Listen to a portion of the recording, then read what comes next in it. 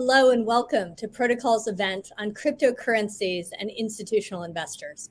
I'm Tammy Wincup, president of Protocol, and appreciate you joining us. So what's happening? Venture capital firms have started to treat crypto as just another asset class. Now institutional investors are considering allocating part of their holdings to cryptocurrencies. However, catering to these customers will require new tools and tech infrastructure. Are institutional investors ready for this changing landscape? My colleague, Protocol senior reporter Tomio Girone, has a great panel discussion ahead for us to cover all this new ground. And if you haven't already, I hope you will sign up to receive Protocol's FinTech newsletter in your inbox to ensure you are current on all the latest crypto and larger FinTech news. Now I'll turn it over to Tomio. Thank you. Thanks, Tammy. Well, thanks everyone for joining us today. Really excited about today's panel. And there's so much happening in crypto across the board. And we really want to jump into focusing on institutional investors and what's happening there, because there's so many things that investors are getting into these days. But we really have a great panel of experts to talk about that. So why don't we first just go around quickly and have each of the panelists introduce themselves and say a little bit about their role, and then we can dive in. Grace, do you want to start? Sure. Thanks for having me. Really excited to be here and honored to be on such an awesome panel with great operators as well. I'm Grace. I'm a principal at Canvas Ventures. We're an early stage boutique investing fund, just under $1 billion AUM. I've been with the team since 2016, pretty thematically driven in terms of my investing style, with a focus on B2B software. More specifically, I've been focusing a lot on Web3 and crypto, in addition to kind of data, AI, ML first plays with past lives in product and growth equity. So thanks for having me. Great. Diogo, do you want to go next? Yeah, absolutely. Hi, everyone. My name is Diogo Monica, and I'm the co-founder and president of Anchorage. Anchorage is a regulated institutional platform that allows institutions to have access to both the prime services and the APIs that they need to build services and products in crypto. So it's great to be here. Thanks. Walter? Thanks, Tomio. I'm Walter Hessert. I'm the head of strategy at Paxos. It's great to be here with this panel, and thanks for the Protocol team for having us. Paxos is a company building financial market infrastructure for the blockchain. Our highly regulated platform is used today by the largest technology firms and financial institutions. Firms like Bank of America, PayPal, Mercado Libre, Interactive Brokers use us today as their infrastructure to power solutions for their end users. Great. Well, let's jump in. There's been a lot of institutions getting into crypto, really big to smaller ones. But I wanted to just get a little more from the panelists about what you're seeing in terms of those investors who are getting in these days. So can you say a little bit about who's actually jumping into the market and what kind of activity you're seeing?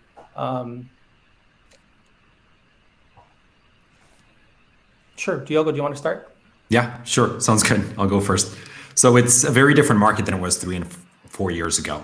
3 to 4 years ago, this was primarily crypto funds, venture firms, family offices. And today we're having very large institutions, asset managers, banks, corporates, fintechs, all participating in the space.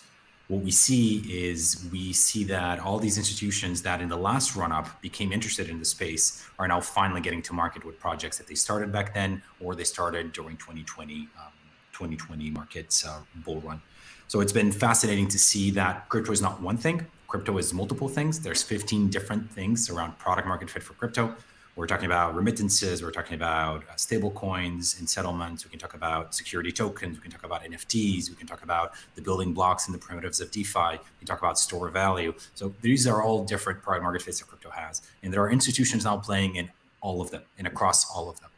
Obviously for the institutional side or the investment side, the market has also evolved such that the majority of the crypto VC, or the majority of the VCs right now are crypto VCs, because a lot of these opportunities are effectively raising tokens, and they all have some kind of Web3 NFT crypto component. On the other side, we're also seeing these institutions actively building on this crypto infrastructure, making use of stable coins, making use of security tokens to either create more efficiencies in this current business or add new products to their product lines. For example, Square adding crypto buy and sell, and Robinhood adding crypto buy and sell, and all these other players actually adding crypto products. So it's not just institutional investors, it's really all across the board right now, people in the space. Yeah, and I'll add to that, right? I think the why now is particularly interesting. Crypto has existed for a few years, before today, right? And just seeing the increased adoption driven a lot socially by NFTs, trading card, gaming, an increase in verified users. I heard that on Goldman's website, like the #1 search term is crypto right now. So institutions are actually feeling the pull in addition from their user base, wanting to get greater exposure to these assets. From the VC perspective, which is what probably I can speak to best, especially, fintech infrastructure or financial native funds and or gaming specialist funds, there's natural extensions there to branch into DeFi, especially some of the topmost layers, like where Anchorage and Paxos are playing on regulatory compliance, custody, et cetera. And then gaming wise into kind of the, play to earn guild education spaces as well. But, it's been a massive explosion, particularly given kind of the increase in kind of excitement around NFTs and others. Yeah, I'll pile on there. Everything that they said, I agree with, and we're seeing the same at Paxos. Certainly a high growth in the interest and demand for crypto from institutions. How that manifests itself in our business is as the infrastructure layer powering these B2B2B and B2B2C type solutions for some of the largest financial services and technology firms in the entire world. We're seeing more and more of those types of firms come to the table and saying, hey, our customers, our end customers, whether they're retail customers or in the case of financial institutions or broker dealers, those end customers could be institutions and businesses themselves. They're saying our customers want this right now, and how do we bring this product to market? And so we're seeing just enormous growth in demand. I would say that PayPal was very much the start of this wave from our perspective of all of these firms moving in and saying, hey, we need to have something in place for our customers because this is a product that they want today. This is an asset class they want access to today. And so we're seeing that continue to accelerate week over week. Yeah, definitely. So I think there's there's several different examples you mentioned there, from corporates who have end consumer customers to more on the investing side. In terms of those institutional investors, can you talk a little bit about how they're getting into this market? In terms of from everything from outsourcing this to hiring their own people. Do they have managers? And what's the on-ramp, if you will, to getting into the market? Yeah, I think Diogo probably has a unique perspective serving a lot of these clients, directly. So interested in your perspective. One thing I could say is that a lot of these types of institutions have had access to crypto exposure for a long time. The easiest way to do it has been through funds, let's say a private investment in a fund that was investing in crypto. But that's shifting very significantly and quickly, where you see, all of the bulge banks have been public about, they're building their digital asset teams, et cetera. And I think everyone, if they haven't been explicit about it, everyone understands that the banks are getting to the place where they can offer these products. And so what we're going to see, and what we've started to see, I think, is a shift to where it's no longer just easier to invest, make a private investment in a fund, but now it's just as easy to trade it yourself. And you'll be able to trade it through the largest financial institutions that you already trust with this type of activity, whether it's your custodial services or for your execution. The same types of players that are serving you in traditional other types of markets will be able to serve you for crypto trading in, from the same firms. I'll jump in and say the following. It started out by being, let's actually give the money to the people that know what they're doing. So 4 years ago, 3 years ago, those were the crypto funds. So let's actually fund funds and make sure that we have exposure to the crypto space by giving it to managers that are on the ground. And then it started by being direct allocation, maybe with some of these traded funds, the GBTCs of the world, direct allocations, but still with shares and not on the underlying. And then it went directly to owning the underlying and having the custodial capabilities, the execution capabilities on the underlying. And now it's gone to the point where every single early stage company that they're raising, that is raising on a token aware safe, or is raising on a token round, or as some kind of token partnership or strategy. And so it's forcing a lot of these investors that are just traditional investors to actually have to receive tokens. So we get a lot of these institutions that come to Anchorage and say, hey, I'm about to receive tokens from an investment that I did that was equity that now has a token component. Or, hey, I'm an LP in X funds and I'm about to receive an in-kind distribution that I have no idea what to do with. And so it is funny because it is not just about the institutions that are coming into crypto. They are directly forcing the second hop to also come into crypto. Great examples are, say, the FDIC right now. If there's an financial institution that goes bankrupt, they are forced to deal with crypto. The DOJ, if there's criminal activity in crypto and they're seizing assets, they have to force to deal with crypto. If there's an endowment and the endowment is receiving highly appreciated donations from their alumni network in crypto, they have to deal with crypto. So it's not just the people that want to deal with crypto that are dealing with crypto, it's everybody else that is being forced into it. And that's just what I double click on, is so many people are being forced to deal with it, but don't know what to do, right? And still there's huge, adoption curve, especially just on the institutional VC side, where even really tech savvy folks are not sure how to navigate this landscape. So I think we still have a long way to go, both in terms of UI UX and just greater educational and consumer awareness to get institutions on the same plane from all variety of things, and how to deal with it, how to protect themselves, how to custody, et cetera. Do you think that on that educational point, do you think that there's enough information even for investors who, I guess that's a good example. If I'm getting crypto from one of my companies, what do I do? If they don't have, if they're, jumping in tomorrow, what's the, how do they, besides setting up an account, like what's the educational factor there?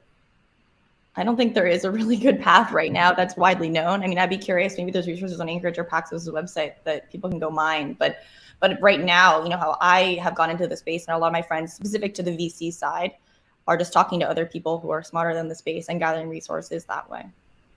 Yeah, maybe I'm biased, but I'll say that whenever a client comes to us and says, hey, I have this thing, we usually explain what the thing is, why it makes sense, and how to safely custody it, how to safely execute it, whether they want to sell it or keep it. And in some cases, what does staking mean? You have this asset that generates 20% yield on a yearly basis. You can either choose to sell it, but you can also choose to generate yield out of it. What are the tax consequences of such decision? What are the audit consequences of such a decision? What are the types of partners that you can work with?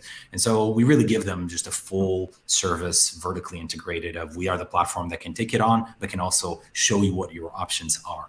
And yes, we are not telling them how to do their investments, and we're not giving them investment advice. There was some kind of theory behind their investment in the first place, and now they're receiving these tokens as a reward for it. We just help them make sure that they safely keep them, they either sell them or keep them, and are able to generate yield off of them. So I would say that we do a pretty good job. The hundreds of clients that we have on the platform, I think would agree.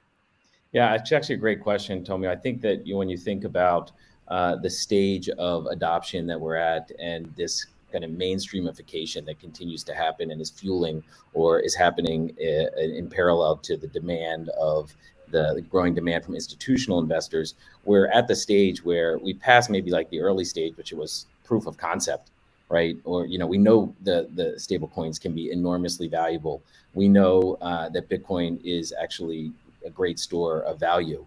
And so what we're at right now in adoption is really, it's synonymous with education.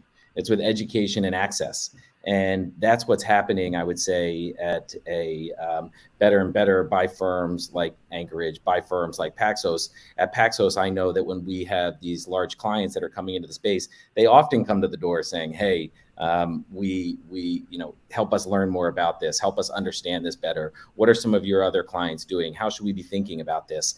And what we often say at Paxos is we'll go on that journey with you. So let us be a resource. And it's really important at these huge institutions start building these types of products. It's not just a small, tweak to their platform or a trivial new functionality that they're adding. It's a big deal. And so they want to do it the right way. They want to do it thoughtfully. And education is an important part of the process. And it's very much our responsibility to do that in a thoughtful and responsible way. And it's something that we do also take a lot of pride in, kind of going along that journey and being that educational resource to these types of clients.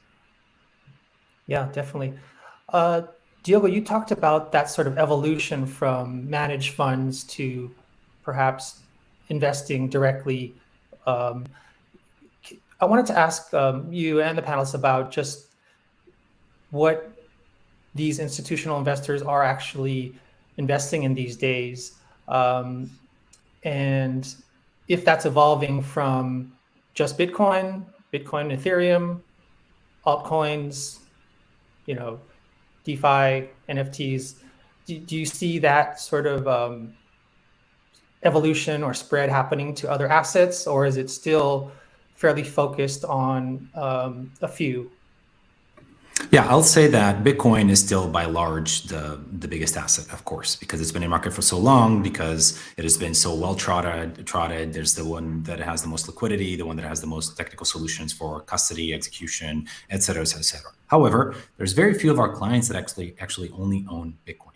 And again, we can go back to why that's happening.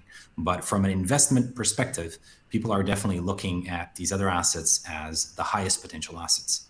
Very few people believe that Bitcoin has 1,000x run left in it in terms of price appreciation.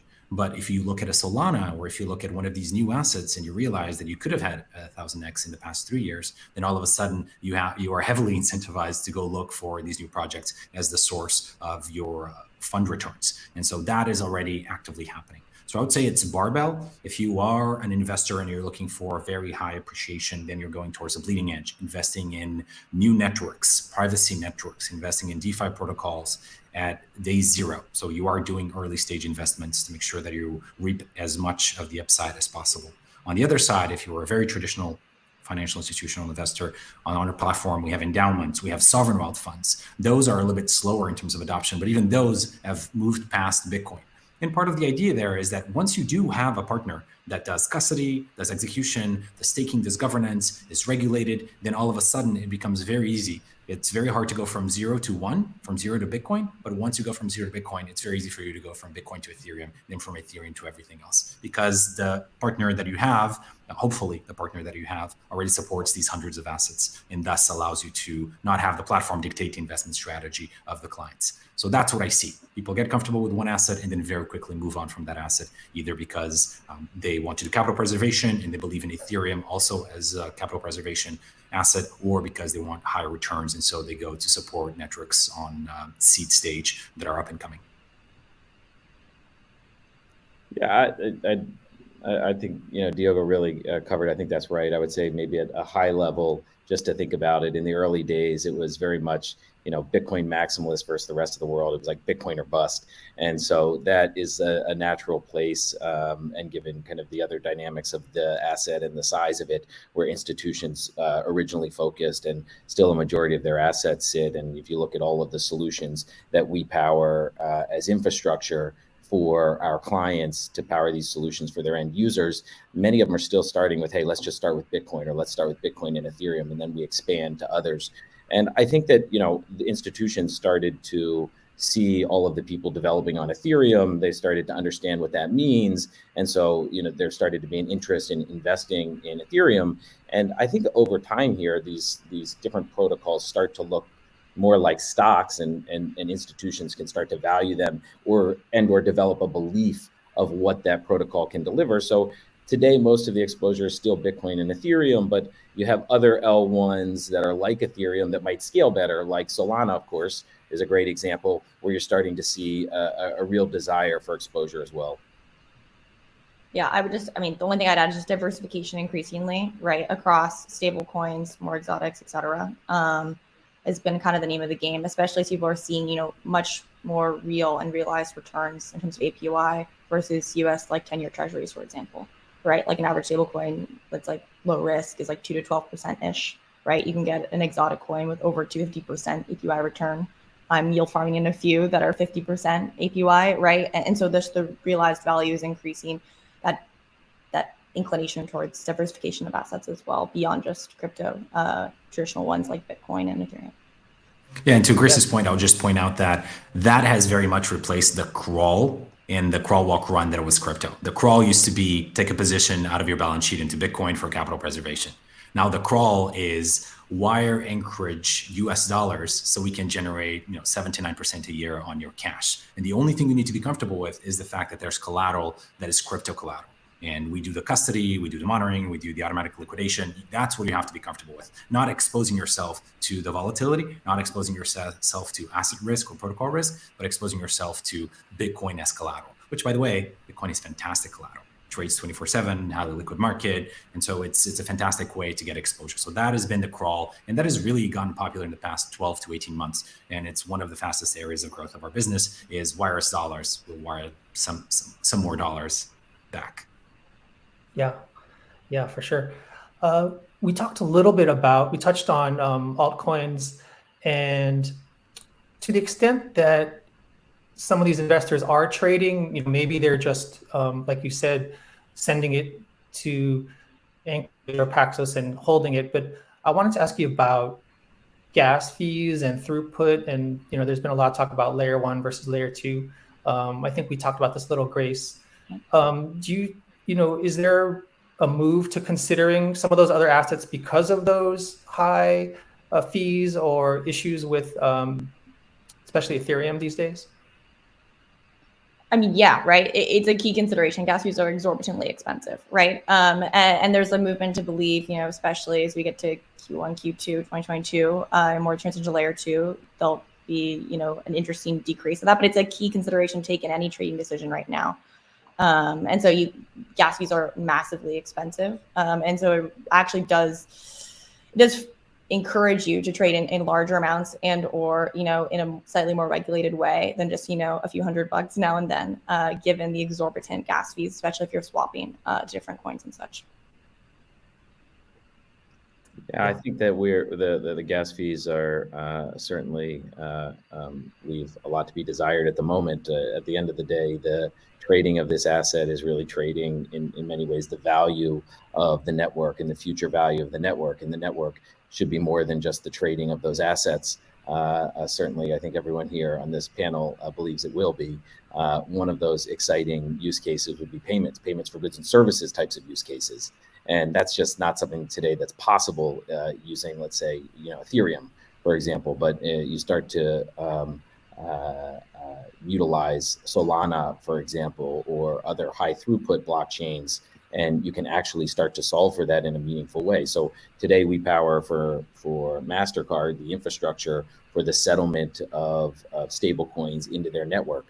That's just the settlement side of it. But soon I believe that this is this innovation and the infrastructure to enable it is happening at such a rapid pace that I think we're going to be watching a very, very exciting space evolve in the payments for goods and services with these digital assets this coming year in 2022. It's really starting to be enabled so that the actual payment itself can move on the blockchain. And I think that that's something that we're going to start to really see change in a major way this year. Yeah, I'll just point out that there's other dimensions in which these assets are kind of positioning themselves. Some fortunate, such as fast finality, so our blocks get minted in seconds, or very low gas fees, which are great. They're technical solutions to real problems. Some of them less fortunate. They're trying to bend on this narrative of energy consumption, and we are the green solution. And those are less fortunate because I think in crypto, everybody realizes how misguided that view of the world is, but they're trying to a little bit draft on the fact that they're green blockchains or something of the sort, which is funny for a blockchain to have a color, but they're green blockchains. And so there's a lot of other dimensions that actually work with financial institutions, that actually work with the public at large, they work in terms of public media. And ultimately, the thing that you have to realize is that the thing that will make these blockchains work is attracting developers and attracting use cases. And the way that you attract developers and attract use cases is by having obviously a great PR department, a great community, and a great set of ecosystem around you. So any kind of narrative that you can tack on that makes your asset be better than the other assets, there's a very fierce competition for all these layer ones and layer twos, roll up, scalability solutions. There's, I would say that at least 150 viable ones trying to fight for primacy. Yeah, I think definitely. another one, and maybe just a deal that like another really positive feature of some of these L1s that you see trying to be solved for is like the privacy and auditability, which becomes more and more important as we start to see these assets used for things beyond just the trading themselves.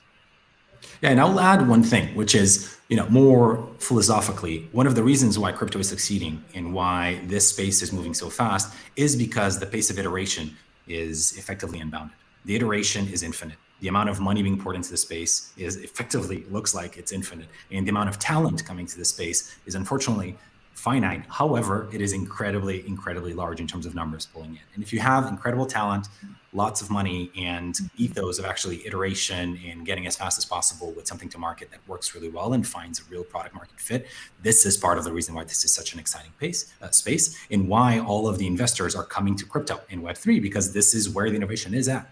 And this is where the future very large companies are going to be. And they're looking at this as, a little bit of a retiring of the old guard. And to the point, Walter, that mentioned around security and privacy, it's also about data ownership. It's also about ads as a business model versus potentially a new type of business model that is more aligned with the consumers. It's a lot of these things that are just fundamental changes in how the current protocols and the current internet actually works that are happening on the ground, and why people are so excited to invest.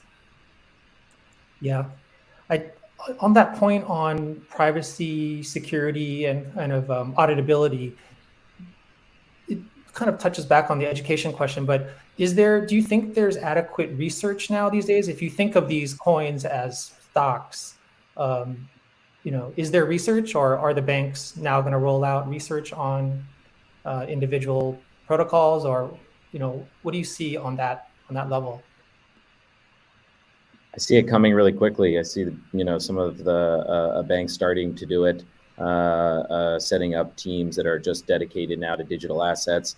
I know Bank of America has a research team that is now focused just on digital assets. So I think absolutely you're going to see it from the banks.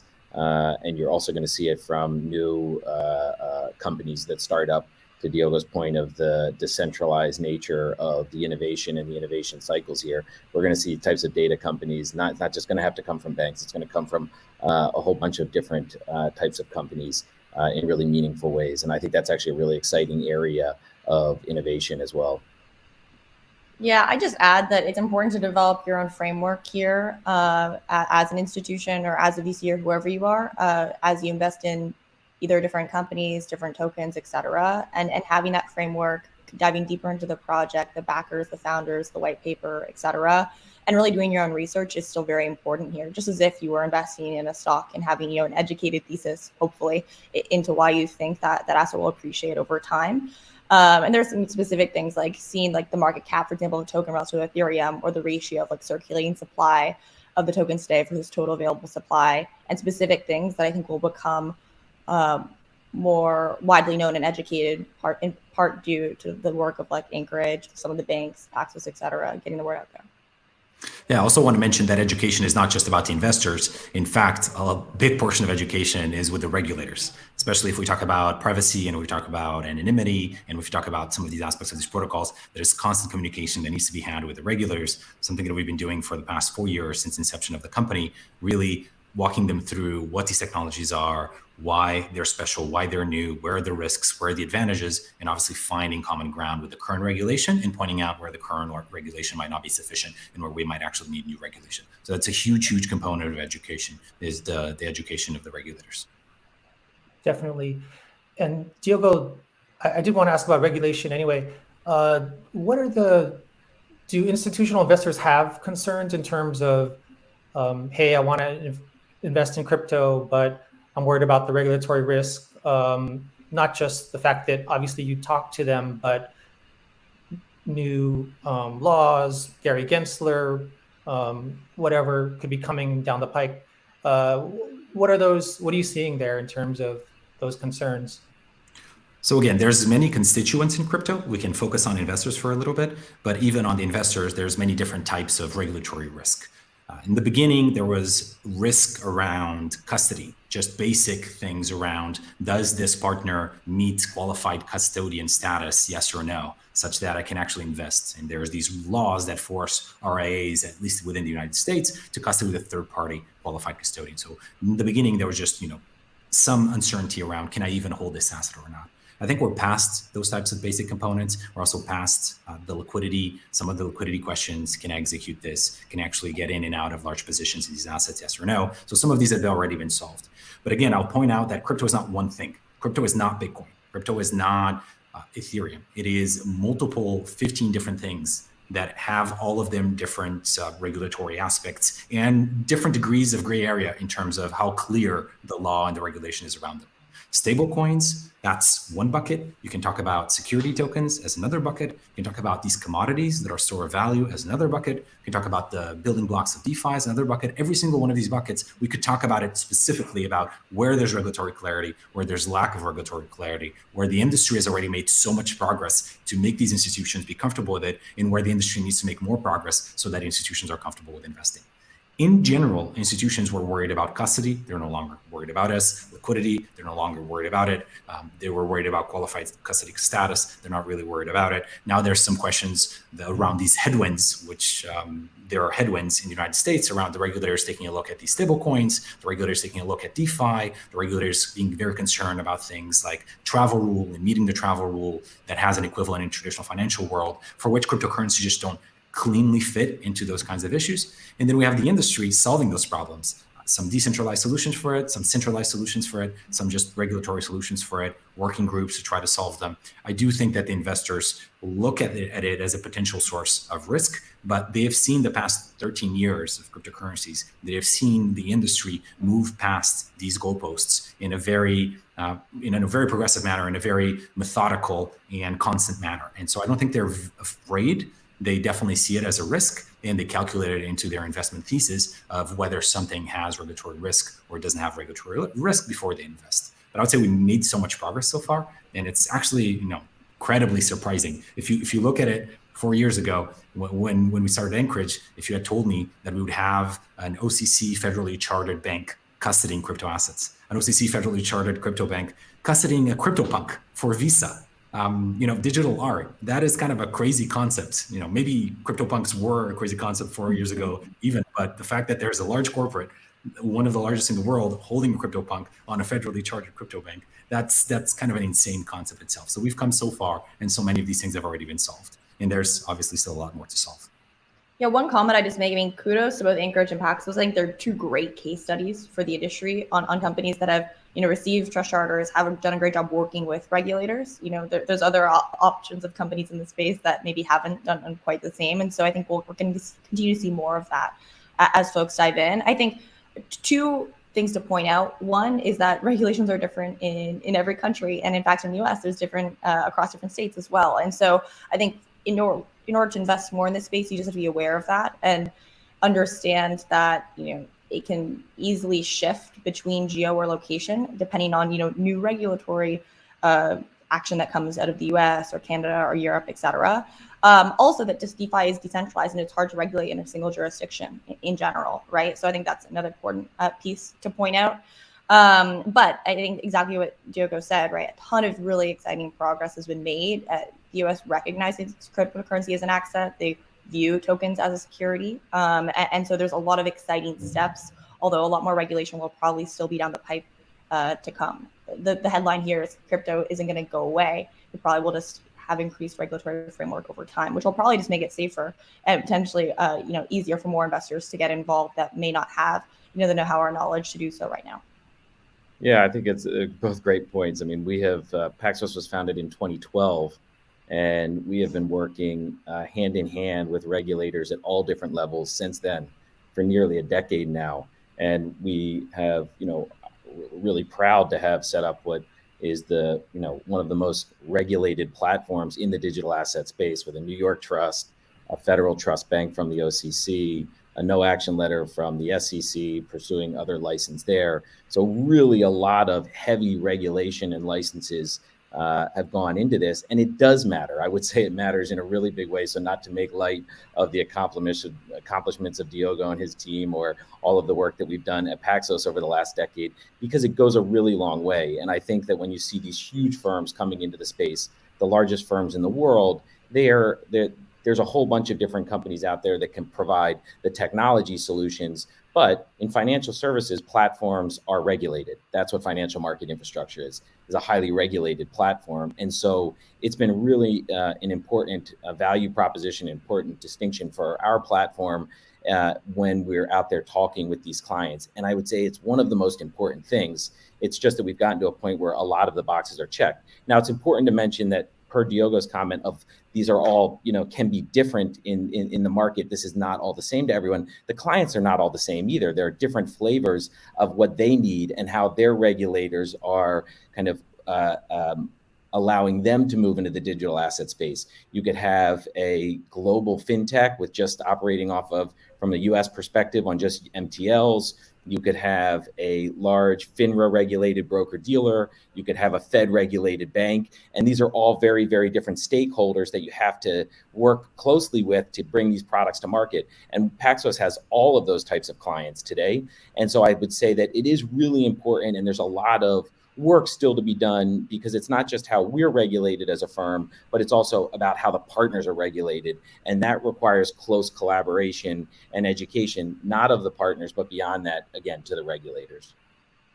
Right. It sounds like even if you're doing everything right, which I don't doubt that you are, this is not a simple thing to just check a few boxes and you're up and running, right? It's there's different regulators at each level that people need to be aware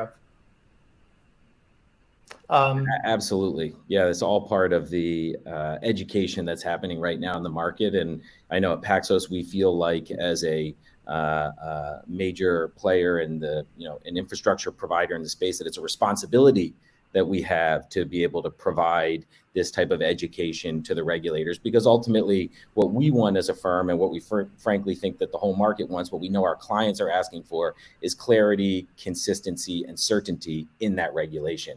And so we are trying to work with regulators to make sure that gets done in an effective and responsible way. Do you expect more regulatory clarity in 2022? I know that's what everyone in crypto wants, or most people. Do you expect that next year? Maybe I'll go first. I'll say the following. I expect more regulatory clarity every year, but I also expect crypto to move faster than what the regulation can keep up with every year. And so, I think the interesting thing is that crypto is moving so fast, and it's moving into such different directions, that it's very hard. I don't envy the job of a regulator that has to keep the market structure functioning, that has to protect investors, while at the same time not stifling innovation in the United States and dealing with a market that is changing on a daily basis. It's very hard to keep up with the market, even for firms or institutions like the ones on this call that are effectively crypto specific and spending 100% of their time in crypto. Even for us, it is hard to keep track of everything that is happening. And so regulation is going to follow the same path. More regulation will come in, it will have clarity year over year, that will be more clear, but there will also be new offshoots and new ideas and new things to regulate in the future that crypto will come up with. Yeah, I agree. It will be just as crazy. Yeah, very crazy, right? But in some ways, I think it's going to be, not dissimilar to how DeFi developed, but more of like these building blocks or Lego blocks over time. Like, I think we'll probably immediately see more investor protections, fraud protections, registration of securities built on top of one another until I don't think there's necessarily going to be a sweeping clear, framework that encompasses everything right away. It'll take much more time. Definitely. So then I definitely have to ask you about DeFi, since that has been a big area over the past year or two. So is there a way for institutional investors to get into DeFi? Are they interested in that? Are there ways to make it safer for them? Yeah, I'll jump in and say they're absolutely interested in it. The top line yield is interesting to everyone, right? Whether they're consumers or whether they're institutions. So the answer is yes, a lot of interest, very interested. Institutions take a little bit longer to get there in terms of comfort, of course, because a lot of these things are new. Institutions look at smart contract risk as something that is new to them, that they have to deal with. And there's not a lot of insurance solutions that can really cover all of their assets on these platforms and really cover completely the smart contract risk. There's obviously institutions on the bleeding edge. They're making bank by actually being there first and taking on these risks, but everybody else is interested. And the things that you need is the things that you need for traditional investment. You need a safe platform that can do the staking for you, that can do the governance for you, that can do the participation for you, that can do a clean, beautiful UX experience that allows you to not shoot yourself in the foot. A platform that is regulated, a platform that has insurance, and a platform that has these abilities for all the assets that you want to participate. And so that's what they come to market, and that's what they ask of Anchorage, and that's what we provide them. And what happens though is that obviously there's always constant demand for us to support more and more DeFi protocols. And Anchorage obviously has to always look very clearly and use our asset support framework to decide which of these protocols and which of these use cases we can support and should support. And that's one of the benefits of being institutional players only. We don't have any pressure to support, the latest dog coin or whatever it is that is coming down to the market, because that's not our business. Our business is just to work with very sophisticated institutions and provide them the things that they want to invest. So yes, there's interest. Yes, a lot of institutions are already in, but they are all the most risk-seeking on the curve. And the other ones are here, they're looking, they're exploring. Maybe some of them already have some of these things up in the lab, but this is not mainstream yet. Yeah, I would just say, if you I think that's right. When you obviously retail, there's little enforcement possibility if they partake in DeFi at the individual level, and you see corporates getting into it with some of their treasury. I would say on the certainly on like the SMB side, and then when it gets into the banks and the types of clients that we are powering infrastructure for today, I would say that it's very much, in the stage that Diogo said, which is high interest, really want to understand it better. Hey, how come in the market, how come the Fed fund rate is under 25 bips, but I can hold dollars here and get 7 or 8%? What does that mean? Trying to understand it. And of course, they want regulatory clarity. There's been a lot of headlines, and you're not going to see a, $100 billion plus, public company and probably, other much smaller companies as well move into DeFi, try and generate yield before they have some sort of regulatory clarity. For sure. And then, by the way, maybe on this DeFi, I don't know, Grace, if you want to say something, but let me just point out maybe a little bit of a rant. I want to point out the following. I want to point out that in DeFi, we have inadvertently created an expansion of reach for the US dollar. 95 to 99% of all DeFi is done in US dollar. Whether it's done in the United States or abroad, it doesn't matter. All these stable coins that matter are all US dollar denominated. So we've inadvertently created an ecosystem of the internet that is probably one of the fast technology phenomenons out there, that is based on the US dollar, that is iterating really, really fast and creating a lot of innovation. And so let's recognize the fact that the dominance of the dollar can only benefit if we allow this protocol and these DeFi protocols to benefit from the growth of using the US dollar versus fighting that phenomenon. So I just want to rant a little bit to say, we have created ourselves a tool as Americans to expand the reach of the US dollar. Let's not shoot ourselves in the foot and stop it from happening. And I would add to that, expand the reach of the US dollar, and in doing so, provide more financial access, more financial freedom, and more financial security for the global population. And to that point, we power a regulated stablecoin. Again, we're a highly regulated institution powering a stablecoin that's approved and overseen by our primary regulator, the NYDFS.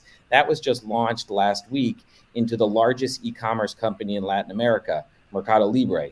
where their clients in certain markets can now buy that with their local fiat currency, and they can effectively have access to US dollar bank accounts. So I do agree with Diogo here. It's an amazing innovation for the US dollar, for the United States, and really for the global population. It would be I think that it's one of the very exciting areas that we're going to see develop in 2022, and we're really excited to see the way it continues to expand into the mainstream. It's an amazing development for the US dollar.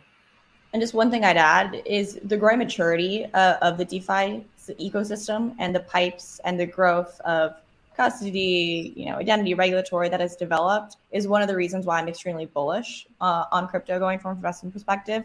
Even as we'll see continued price fluctuations on some of these assets, the underlying ecosystem is getting much more mature, which bodes very well for the future and just for safer custody, execution, security, liquidity aggregation. We'll see, increased steps towards more people getting in the ecosystem as a result of that. And from institutional perspective, I think DeFi has a lot of parallels to financial infrastructure. And so we'll see a lot of investors move into that space and grow and build. And a lot of developers also continue to grow and build in the space as well. For sure. I did want to follow up on the stablecoin point, Diogo, because I agree on the one hand, but I feel like stablecoins do present risk, and people have said like stablecoins could present systemic risk if they're not, say, regulated like Paxos, for example. But there are big ones like Tether, et cetera, that may or may not be backed by US dollars, as well as much smaller ones that are not necessarily backed by dollars in their treasury that have been popular recently. So yeah, I'm just curious, like, do institutions see stable coins as kind of low risk US dollar investments, or are they kind of getting in there because it's a higher, 10%, return they're expecting, and that sort of more of a riskier investment? I just want to say that the fact that exists one stable coin that clearly does not fit the definition of what a stable coin should be and does not fit the regulatory clarity that we wish a stable coin to have, it is not proof that all stable coins are not regulated and not legitimate. So let me just point out that the majority of the stable coins that are used in the United States have all of the bells and whistles. And in fact, they don't present systemic risk because they're backed 1-to-1 by the US dollar. So in fact, there can't be a bank run or a run on the bank for a stable coin because there's treasuries in dollars backing it. So there can't be a run backed by dollars. Right. And so that's just a definition. Let's call a stable coin something that is actually backed by dollars. And then the conversation is very focused and very scoped. But if 50% of the market agreement that it needs to be regulated, fully 100% agree that it needs to be, not in the US. The market in the United States is not the case. The market in the United States is not primarily using USDT. It's actually primarily using USDC. And so which is regulated itself, and it is backed 1-to-1 at this point. So I do think regulation, yes, we need it to be regulated. We need it to be clear. We need it to be backed. We just need it to happen and for the innovation to continue to happen. So instead of using importing, to differentiate between backed and regulated, because USDC, they have now been forthcoming and transparent with how they're backed and how they invest the reserves. But that does not mean it's a regulated stablecoin, and it's not regulated. The difference between USDC and Paxos stablecoins, BUSD and USDP, is that our stablecoins actually are approved by a regulator and have an overseeing regulator that oversees our assets like they would oversee, different types of banking activity. And so there is an important distinction, and I think it is an important distinction for us to recognize as we enter this period of seeing stablecoins used for payments for goods and services, all the types of things you're seeing used on your platform, that being regulated and being backed are different things, and Paxos stablecoins are uniquely regulated in the market. And I would even say that we're totally fine with the fact that, there is a bank charter, a federally bank charter that can custody these things. And so we're also totally fine with the fact that if that needs to be the standard, the high watermark needs to be an OCC overseen federal charter, then that's fine for custody, for transfer, for settlement. That is a fine outcome here. I think that we don't want to do is the piece, though, is in the issuance. Right, issuance in custody, so safekeeping, issuance, settlement, all of these things are traditionally regulated activities, and it's fine that they have clear regulation of where they need to sit in the United States. Can I just say we need another panel just on stablecoins then? It seems like we have a lot to talk about, and we have a few more minutes. But Yeah, like I guess maybe but seriously, we probably should be wrapping up actually. So maybe do you have some final thoughts on what you're expecting, in the coming year in terms of, especially in terms of the excuse me, larger institutional investors and what we'll be seeing? We'll be seeing a lot more. Are we going to see more players jump in, or more bigger products, or what are you expecting next year? I can lead. I think it's only going to continue to be more and more real. I think it's more a question of how quick market adoption and uptake is, and that will probably be predicated based on both UI, UX, and education, as we discussed in pretty great length, but also around a lot of the regulation, compliance, custody, etc. I've been spending a lot of my time on the identity side, so we didn't get to talk about that, but very excited for more opportunities in that space, as well as more of the one-click transfer from fiat to crypto to get folks on board more quickly, irrespective of their existing, knowledge in the space. But yes, I'm very bullish. I think we're only going to see more institutional adoption in the next 18 months. I think that we have a period of hyper growth happening right now, of course, across this whole ecosystem, and of course, there's going to be volatility if you look at the price of certain digital assets at any given point in time. But what we pay attention to is really the fundamentals, and it's really what we're enabling, which is increased network activity, increased access. And on the last point, I think that's something that we're going to continue to see transform. We saw it get enormously accelerated in 2020, in 2021, and in 2022. Paxos will power the crypto buy, hold, sell, transfer experience for billions of end users around the world through our infrastructure partnerships. And so I think that we're just going to continue to see the access accelerate, and it's going to be a really, really exciting year to see the innovation that enables on the chain. Yeah, what I would say is that, this is not an interesting prediction because it's not a prediction. We're seeing these things happen. If you look at what our client base is, these banks, asset managers, largest fintechs in the world that are currently clients of Anchorage, we see them start these projects. And unfortunately, the projects take 12 to 18 months to get to market, some of them all the way to 24. And so it's easy to predict that something is coming that we see already been worked on because we know it's going to be launched next year. And so, it's not quite a prediction. It's more just saying, hey, this is what's on the pipeline. So it's as much a prediction as any pipeline can be a prediction. There's very high likelihood of success here and very high likelihood of these things actually happening. I think the interesting things are to really predict are the phenomenons that might actually come after, and things that are just weird that are happening in the crypto native ecosystem. And one that I'll mention that I'm tracking personally is the rise of these fiatless banks, these startups that raise funds in stable coins, they pay salaries in stable coins, and they're creating products that are equivalent to non-FDIC insured checking accounts, not FDIC insured savings accounts. They offer securities. They offer Visa credentials that you can swipe and pay a coffee backed by your actual stable coin. And they offer points to bootstrap the loyalty. These rise of effectively, crypto neobanks that offer all of these services, obviously not FDIC insured, and they never ever touch fiat. They're bootstrapping, they're growing really fast. And this is just a phenomenon that is happening right now that I think is incredibly interesting, which is a full financially integrated solution for retail that has all of the bells and whistles that you'd expect in a traditional bank to have, but yet never actually touches the euro or the dollar. That is just absolutely amazing and fascinating. And I'm super curious to see to track how these things evolve. Yeah, that is fascinating. We'll have to look out for that. Well, great. Thanks so much. I think we're out of time, but thanks so much, everyone, for the panel.